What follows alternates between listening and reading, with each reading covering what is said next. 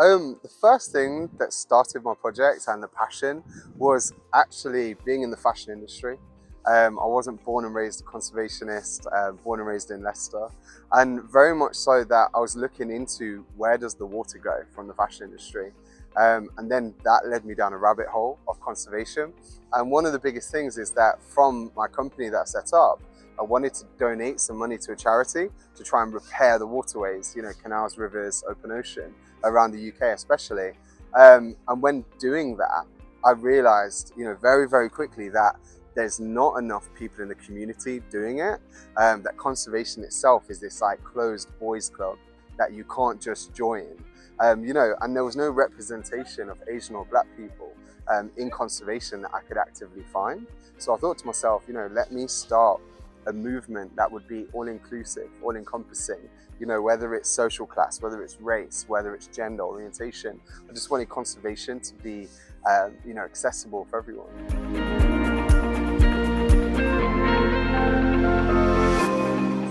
I think there's not enough people that have enough time to be honest with themselves. And, I'd done a 10-year stretch in fast fashion, became one of the leading suppliers in the United Kingdom for the stores at the company I was working for.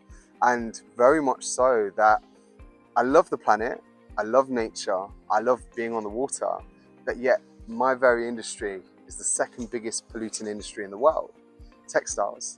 So I had that time to reflect, and I just said, you know what? The fact is, I'm a hypocrite, and I think having that open and honest conversation with yourself, slaying that ego and saying, you know what, this planet is like my mother, right? She birthed us all. So it's very much that I got to the point where I couldn't go forward knowing that the industry that I love, and I love fashion, but it's done in a very poor way. Yeah. I thought, how could I continue to do that and say, I love rivers, I love oceans, I love nature, when my very practice was damaging it? And that's what it is. I think it was an honest conversation with myself about my authenticity and who I want to be in this world.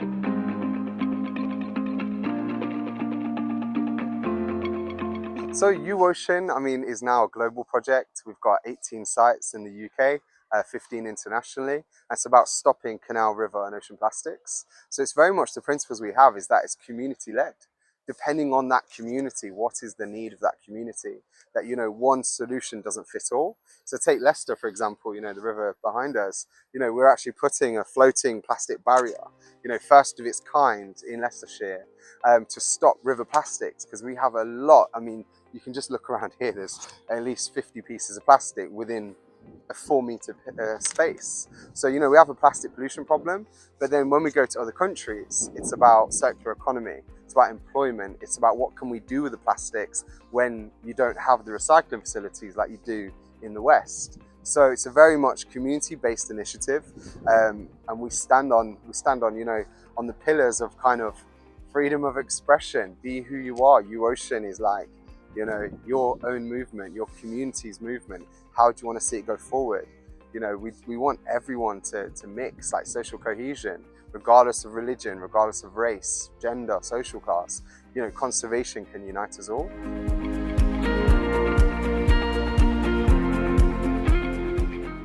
I think people overcomplicate things so much of the time. And I very much just said, what do you enjoy about the project? Are there things that you feel we could improve? Listening to the public is something that a lot of charities, say they do, but they don't. And I think we want it to be different, where actually, the charity was based upon my vision, but it has to expand from me. It has to expand from the community. So it's about taking that step back and saying, no, this is your project, this is your community, it's your planet. How do you want to see it go forward? So face-to-face conversations, feedback forms, and a couple of drinks around the table.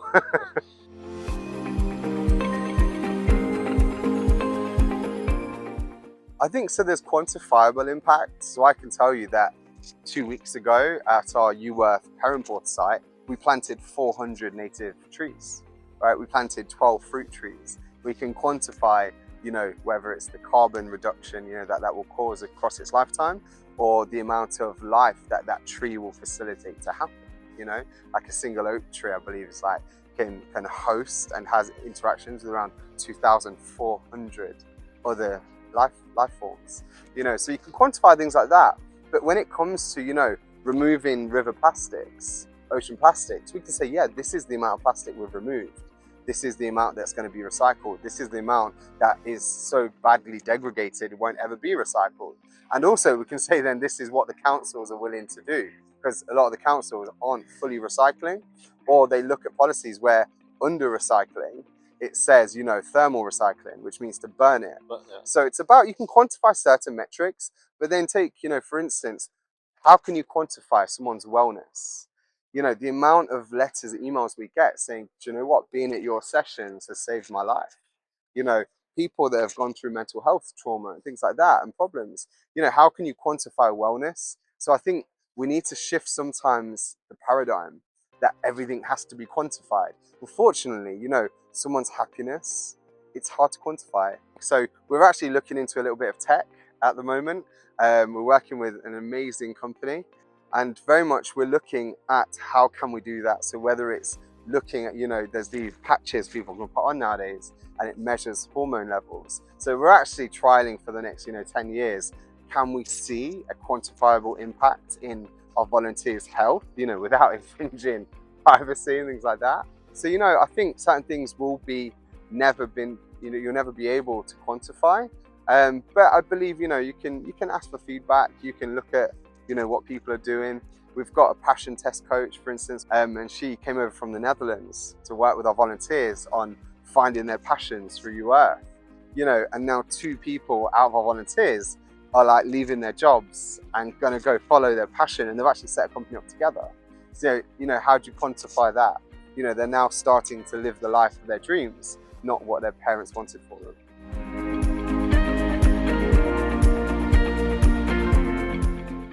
Earth came about as a natural progression from Ocean. Going back into what you said, when you start to unpack it, we asked the volunteers, what do you enjoy about our project? How do you feel that we can improve it? What would you like to see? And obviously Ocean is blue conservation, canals, rivers, beaches. So how can we have green conservation? So when we looked at tree planting, bird, bug, bee hotels, flower seeding, things like that, green skills, how do we do that, but also help mental health? Because people say going outdoors, gardening, planting, it's good for your mental health. So I thought, let's take a more holistic approach, because the planet, I believe, is in the way it is because we're disconnected. I think the planet is sick because we're sick. I think we think that nature is here and we are here, and it doesn't make sense. Like, we are one and of the same thing. So it's about connecting people and planet. That's where Earth came about, and it is very holistic. And through breathwork, meditation, mindfulness, whilst tree planting, whilst on this site, I believe actually we're creating that connection that most likely can't be quantified.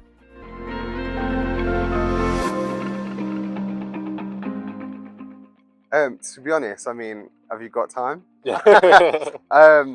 We've had so many challenges from, I self-funded the charity myself.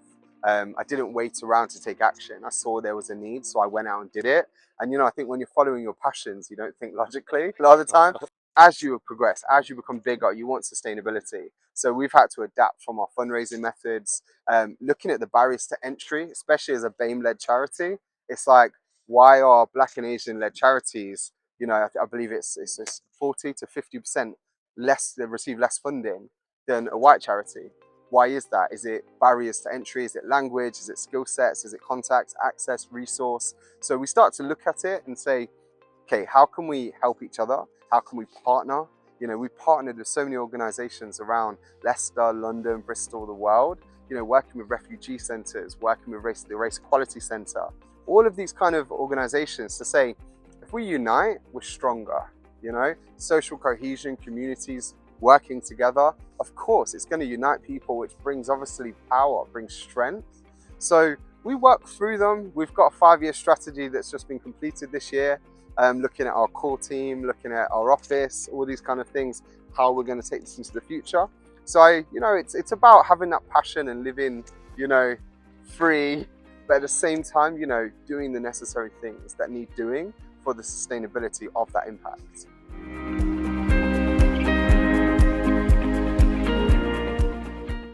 it's very much, once again, looking at how do we become that bridge? How do we model things in the UK?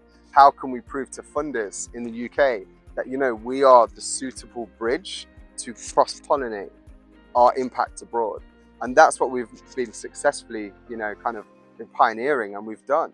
So, you know, we've got 3 of our sponsors, one in Italy, one in London, one in Cork in Ireland, funding a project in Malawi, because it's got our leadership from the UK, it's got our training, it's got our safeguarding, it's got everything that we do well, and then we transfer it abroad and then let them then put their community vibe on it, their aspects, their vision as well.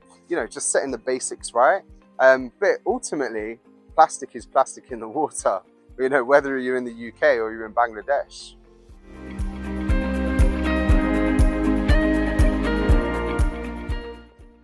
I think the scale of pollution, plastic production is increasing, pollution is increasing. You know, there's so many organizations focusing on policy and things like that, which is needed, but it's like saying, look, the house is on fire. Okay, let's do better panels next time. Let's put better safety features next time.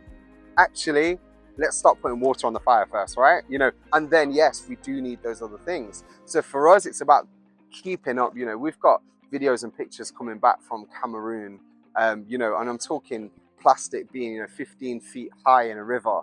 It looks like a bubble bath, just, right? How do we do that with the little funds that people actually give us? You know, how do we do that with the tiny team that we have?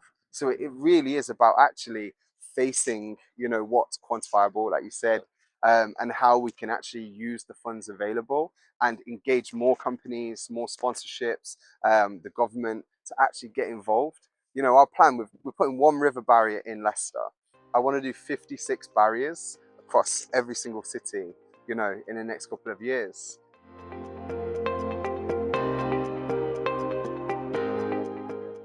We always say, like, we don't take on corporate volunteering as just volunteers because it costs us money to put that on.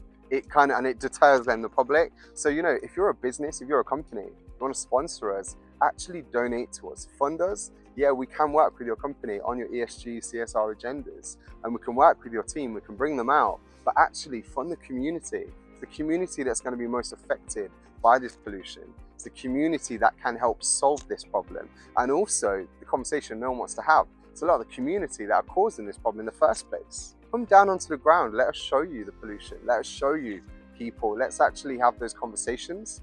And I think together with your funds, our skills and the community, we can solve ocean plastics.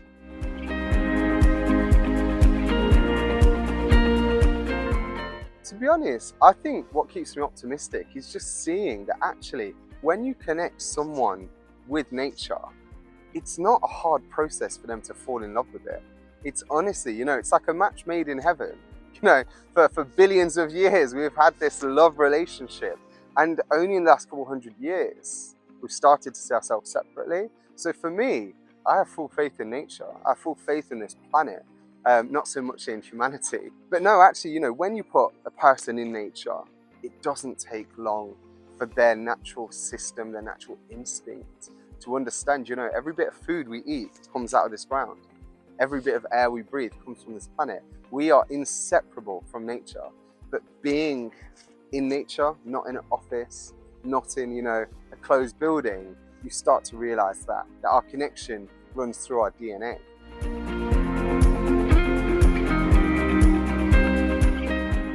Quick rundown of that. The river barrier is going in Leicester. We've got 4 chapters opening up in London. First one on the paddleboards. You're going to be part of that inauguration. That's with Paddleboard in London.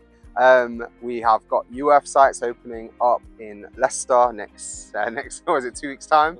We're growing food, we're putting the river barrier into Leicester. We've got Ocean Bangladesh opening up, and we are now the official nomination for Earthshot 2024. So let's hope we get into the finals there.